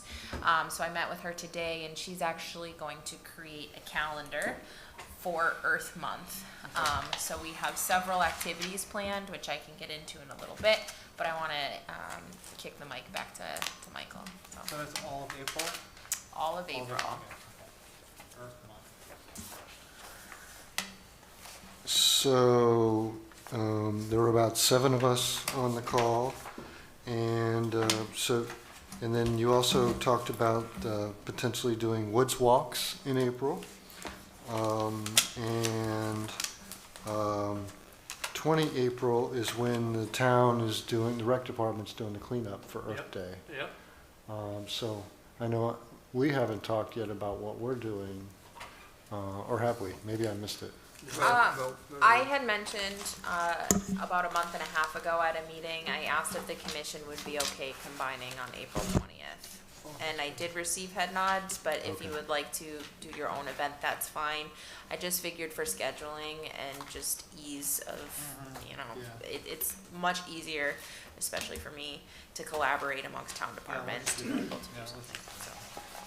But again, defer to you all, so that's fine. Or if you want to host your own mini event in Earth Month, let me know, and I'll have Corey, the director of arts, put it on the calendar. Okay, so what does that mean for us? So we'll be there at Beaver Pond with the rec department? Yes. Okay. Yep. What's that? 20th. Saturday the 20th? Could I chime in? Please. Is that okay? I was under the impression that today it's going to be on the 20th, but we could all start or go to different locations. Sure. I realize maybe I should have put my update before both of yours. So there's a few different, if you don't mind, there's a few different opportunities on April 20th. So 3 separate events have happened, and there are multiple opportunities that the commission can choose from based on these events. So Rec Department and DPW is doing their townwide cleanup on April 20th. Because of the nature of what they're doing and where they're doing it across town, conservation areas, trails and things, I roped into those staff planning meetings. So was roped into that staff planning meeting, came to the commission, received, yep, we'll be there on April 20th, we'll combine forces. Okay, so we have April 20th with DPW Rec and Conservation. So then we had our FFC meeting on Monday, brought up Earth Month to FFC, the Friends of Franklin Conservation, our volunteer stewardship group. And they had also requested hosting just some trail walks. Just let's get outside, let's go visit some of our open spaces, and we can do that. There were a few dates thrown out, but I chose April 27th. So it's the Saturday following April 20th. Okay. So that one I have yet to send a follow-up email to FFC. I know I owe that to you. It was on my list of things to do today. But I have yet to hear from the greater collective of the stewardship group of where they want to do that. So that is pending. Fast forward to this morning. If you recall, this year I started a accessibility working group with some other staff members based on conversations that we had through the open space plan. Our first meeting was last month, our second meeting was today. It came to our attention that because of where Beaver Pond is, because of parking, because of things like that, the Disability Commission, and at least their liaison, has never participated because she never felt she could. So stemming from that conversation, the question was asked, where do you visit the most? And it's the sculpture park because it's paved, it's easily accessible, it's a short jaunt around. So the idea grew to, there's the Beaver Pond DPW Rec Conservation Department cleanup starting from 9 to 12. Ryan is in these accessibility working group meetings, just FYI. So Free t-shirts, I heard. yeah, free t-shirts. Yep. So as conservation department head, I will be at Beaver Pond at 9 a.m. To accommodate and include those with disabilities, we're having a separate but combined event at the sculpture park from 10 to 11. So where the commission would like to be is really up to you. Our director of arts, who was also at this accessibility working group meeting, mentioned that the entire time she will be at Sculpture Park. I will be bouncing from Beaver Pond to the Sculpture Park, back to Beaver Pond. So I really defer it to you. Oh, it's going to be a busy day for me, Richard. It's probably good I get some downtime in the car, to be honest. So that's kind of what we're doing. So Ryan will be doing a traditional cleanup, and then at noon he'll have pizza and just some mingling time. At the sculpture park, what they will be doing is they will be doing a walk or roll, is what it's called, a walk or roll, around the sculpture park. They will be throwing out some native seeds in areas that still need it, because the area has been site prepped, if you recall, from what DPW has come in with the MBZA. And then Corey, the director of arts, will be doing some nature-based painting, like some sort of activity. So, Will there be cleanup as well? the area will not need cleanup, Okay. because grounds crew, in an effort to provide the most mobility, said that they would go through and already Okay, good. make it nice. So really, those with disability only need to, they just participate. The goal for that group is to just get out and enjoy it in an accessible area. So what about Del Carte? So Del Carte is not on the list for cleanup. I can put it on the list for cleanup because it's always been taken off because the commission had their own event. So up to you. If you would like to have your separate event, that's fine. April 22nd is Earth Day. That week prior is also break for students. So my concern, which may have merit or not, but is that with 2 events on the weekend, people are going to get strapped with time, and where are they likely going to devote most of their energy, especially children? They're likely going to be with rec department because they're involved. I think the last time we did a cleanup in Del Carte was marginal returns Yes, it's usually well, other than lately, from what I've seen on Facebook, it's usually well taken care of. To that point, you know, there is the opportunity for Friends of Franklin Group to do their own sort of cleanup event too. So, with all that information, all I'm saying is there's options. So I guess from the commission, as it relates to Earth Day, seeking feedback on where you would like to be on Earth Day. I think it's important that at Beaver Pond, we do have representation with table, outreach materials, maybe our own sort of activity or giveaway to further the mission. Or perhaps, you know, you all also go out and find a spot to clean up. And maybe that is Delcart. Well, whenever we've done, or actually ended up having to do Delcart at the same day as Beaver, we've lost a lot of people to Beaver, and we have not had a great turnout. We had our own separate from Beaver, we've had a very good turnout. That's always been the case. Yeah. Because sometimes what was happening originally is that we weren't being told that Beaver was doing its own thing, and then we kind of got surprised late, very late, too late to change.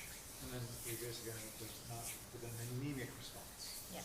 So I would vote, if we're gonna do something with Delcart, if we are, then it should not be on the same day as Beaver. Yeah. And I think the Saturday and Sunday is a lot to ask I for agree. people, Yeah, so. that's too much. I would think it's better for departments or committees to work together, so to team up with the rec department, well, we got two departments now getting along and talking, so. Is that official? What, the date? No, the conservation is separate. We talked about it, I didn't ever hear that was. Oh, yes, I am getting my own operational Oh, I budget did not as know of that. July 1st. Okay, Yep. thank you. Uh, That was important. Thank you. That was important to tell us, yay! We fought for this. Yes, yes, so. All right, good, okay, it's I July think- first, okay, good. July first, we become independent, good, okay, Yep, good. Congrats. thank you. Now then we start having to call her boss lady. I think you 7, 6 right now are my bosses. I'll take the Jamie route. You're my bosses. How about that? Yeah. Yeah, that's what I was thinking, yeah. Yeah.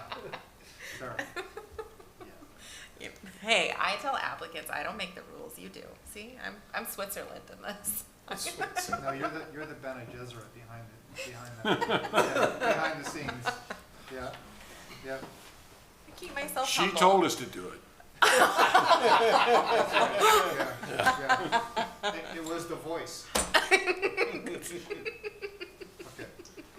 Sorry. So, Nerd joke. so there's that. I mean, I guess now hearing you all, you would like to combine forces, or would you rather just move to a different weekend? Or do both? I mean, I I don't. like the combining forces, yeah. Yeah, I would, yes. I'll yield. Okay. Would you like, well, so FFC did mention they'd like to do their own separate walk. Do you want that to be Conservation Commission and FFC? Sure. Yeah, Is that, I okay, think that makes sense. okay. I mean, nothing wrong with some of us manning the table at Beaver and some of Yeah. us No, that's doing fine, the yeah. walk. No, that's Right. fine. Right? Yeah. You know, Yeah. split it. I'll do it that way. That way we can do it. Well, it's the I'll do different it. What's the day date though, right? again? Oh, are they? Huh? No, it's What was the 20th. date that this essentially? April Oh, 20th. you mean Sculpture Park is the same day. Is that what you're talking Yeah. about? Okay, Is that that's, what you were talking about, Brie Glenn? for the sculpture park is also April 20th, yes. So cleanup's 9 to 12. Sculpture park is 10 to 11, That's the 20th. April 20th. And the trail walk Yeah, is that's- the You said 27th. 9 to April 12, 27th. Sculpture, sculpture is Oh, 9 to what? you're right. Yeah. 9 to 12, yeah. Where's the walk? Beaver Pond cleanup is 9 to 12 Okay. with pizza at 12. So it is extended lunch, you know, leads into the afternoon. And then the Trail walk with the cleanup? Commission on Persons with Disabilities is 10 to 11 with FFC. If the commission would like to join forces with that, that's great. I mean, I think there's opportunity for big impact there. And then on April 27th, we can do our own separate FFC Concom sort of event. And maybe I can Mike Downey probably knows since he's helping me with the B program on Wednesdays every other week in April, but I can see if I can find somebody else that maybe could do a guest talk or trail walk. Does that sound good? Okay. And then not to bombard you with too much, but to put it on record, the other events are, so the pizza party, April 4th, April 8th is the actual solar eclipse. I am hoping to work from home that day, so I can participate in that. How much do we get here? 95% totality. Wow, that's a lot. About 95%. Yeah. Pretty good, yeah. So I don't have to go to upstate New York to see No, that? you Well, don't. I will tell you, I saw a full total eclipse, and you don't really notice much until it's like 99. Oh, no kidding. At least that was Oh, my because experience. it's so bright around Yeah, it. it's Umbrella? really, So you need that.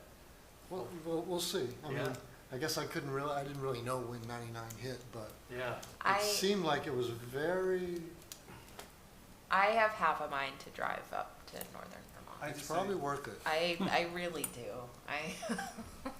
The one thing that I just remember vividly, I saw this great half eclipse when I was working in Maryland, and it was a bright sunny, it was a pretty sunny day actually, and I vividly remember looking down at the sidewalk and the leaves.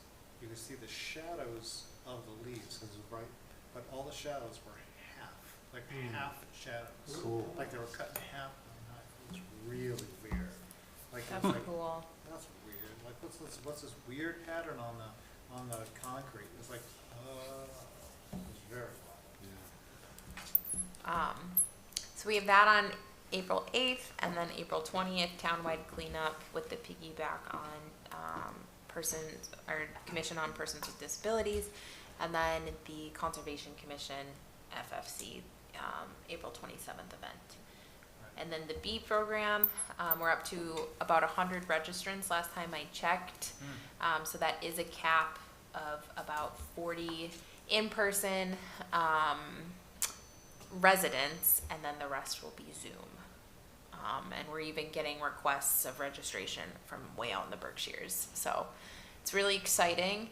On a, I don't know. It's really exciting and fulfilling as well, because I'm even having MDAR reach out to DCR on how to get involved. And if any of you have worked with MDAR, they're the Department of Agricultural Resources for Massachusetts. You know, they very much hold themselves to the vest, and it's really nice to see that they're reaching out and absolutely being well received, to no fault of their own, of course, but it's just nice to see this interagency collaboration. And I have the urban ecologist from Boston coming, and I have the state endangered species biologist coming, and I'm having some really high profile professionals in my profession participating in the B program. So I think we're starting something big here in Franklin, and it's really nice.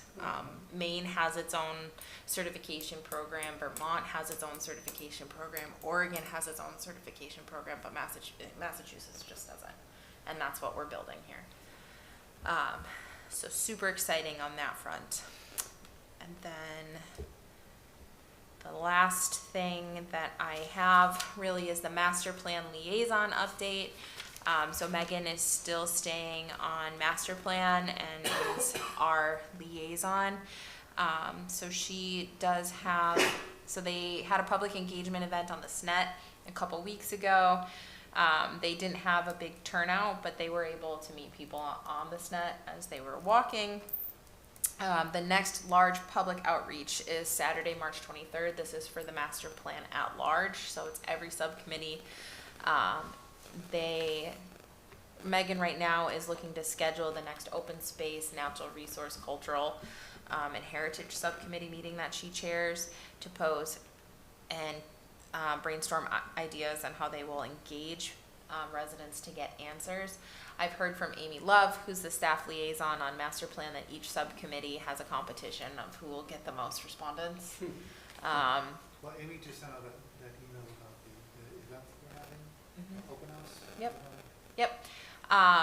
So Megan just has a few ideas on utilizing mapping to highlight favorite open spaces, making a bar graph to vote on which historical sites should be prioritized for restoration, and a storyboard for Schmidt's Farm. Yes, so that's that. Will there be another cement block? I'm not sure. I can check with Amy or Megan on that too. I mean, they only have about 6 more months on the master plan, so I think they're getting pretty close to closing their outreach.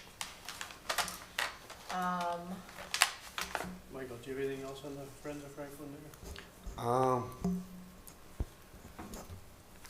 No, just, I know you're gonna be putting out the audio moth around the eclipse Yes. at Schmidt's Farm. Yes. So, there is a nonprofit. Remember, actually, I did present it to you guys because you paid for it. The Audio Moth digital recorder. So I did receive approval, but I let Jamie know that I'd really like to put it out at Schmidt's Farm, and he okayed that. Schmidt's Farm is is no man's land right now. You know, the town has acquired it, but it's not set up for public right now, public engagement. And then additionally, it has no land use code. So town council has not yet voted. It's, you know, rec department, conservation, what have you. So I have not heard anything, but I have a feeling it'll likely be a conservation area given what it is. So it might not. Maybe it'll be a community preservation area too. That would be, I think, the first of its kind. But all the same, Jamie said, of course, that's okay. Just have to access from a not right by John Schmidt's house. So we'll be going out Saturday, April 8th, just to tag it to a tree, or Saturday, April 6th to tag it to a tree, and we'll remove it Wednesday, April 10th. So, yes. And I put out a news blast for it about the program to let residents know that this was going on, as far as, you know, anybody could get an audio recorder and do their own citizen science. I did receive an email, excuse me, from a mother and her son who asked if they could, you know, be the ones to put it out. And I said, that's great, because I didn't want to come here on a Saturday. I love Franklin, but it is seed starting season, so I gotta be home. So, yeah, All right. furthering the mission. Sorry, Michael, I didn't mean to go off on a tangent. That's all I had. That's all. But I- We pretty much covered this morning's meeting, I believe. I just want to go back to the appointments though. So we had a couple of extra, 2 or 3 extra applicants Yep. that weren't chosen Yep. last time. I mean, are they in the running for our opening now? Yep, so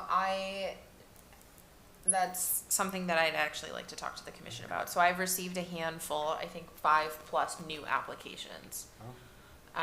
So standard practice is to reach out to those that have their, you know, resume application on file, and then to include the new ones as well.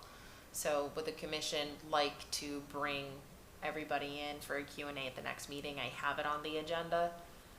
If you'd like it to stay open for a little bit longer, that's totally your call. How many do we have right now? I think about 8. We have 1 open? Mm-hmm.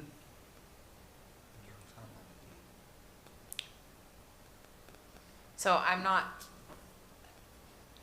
am a firm believer, I feel like we shouldn't even have to say this, but I'm a firm believer in transparency in government and power to the people.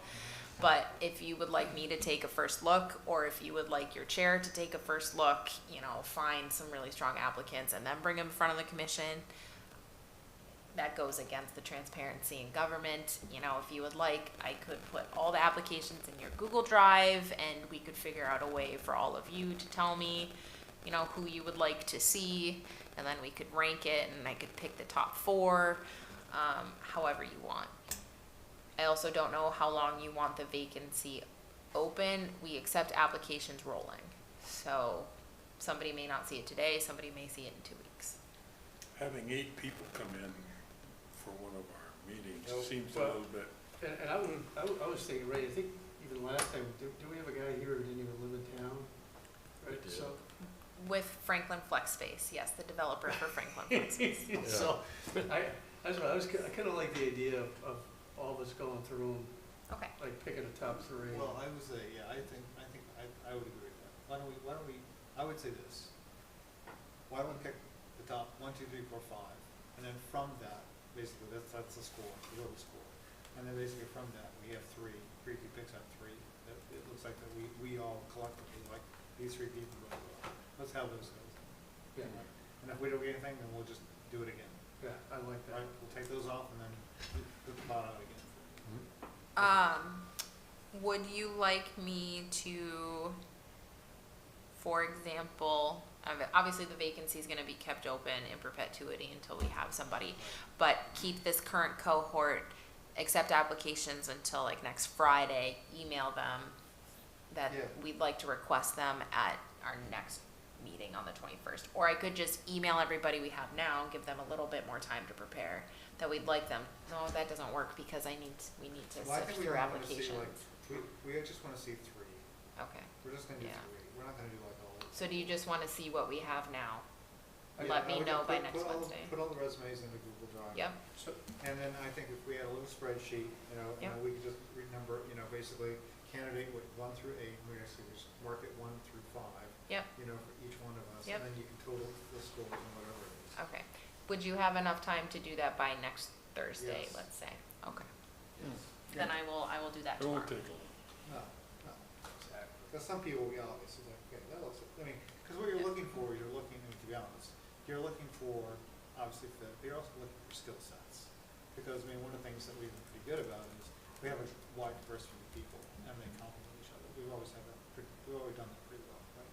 So, that's why, like, having Pat here with all the legal knowledge was really great, or having like, the landscapers, or someone that actually works in, like a plant botanist at one time we had. That was really helpful, right, for example. So if you can pick up that, that's kind of. Stuff like that, that's really helpful to us. That sounds good. I can do that. Or developer, I think that'd be really good. Developer. Like, I was kind of excited by that guy, just because of his skill set. I think The it guy would that be didn't great live to in have a Franklin. developer Oh. that doesn't currently have violations in front of conservation. Well, that's gonna be fun. Yeah. That- Well, a developer that isn't developing something This in is- Franklin. Or in Franklin. Well, I didn't Yeah. know that. Well, this is I- Franklin, that's gonna be really. I definitely believe a conservation commission should not just be made up of people that are either wetland scientists or Right. people that are advocates. Oh, absolutely. You need to have that discussion, and for example, Richard, my hat's off to you, coming from construction, you have a real idea of Yeah. footprint and scope of Right. work. Yeah. Yeah. That's helpful. You understand what's really a big idea, Yeah, you but know. you notice What's- where he's what's sitting. a big you thing and notice- what isn't? Yeah, but you notice where he's sitting to the rest of us.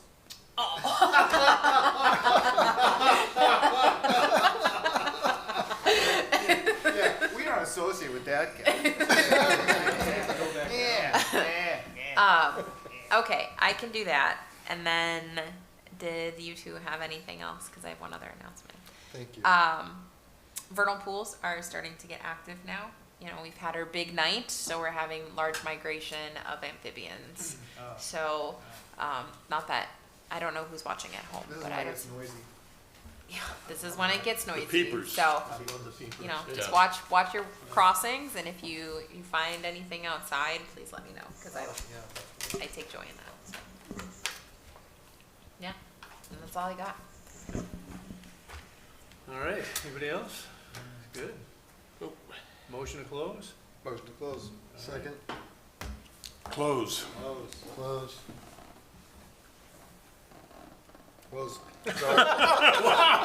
Were you gonna stay on? Close. Jeff wants to hang around for a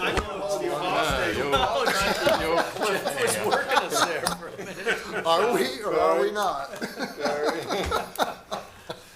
Sorry. Recording stopped.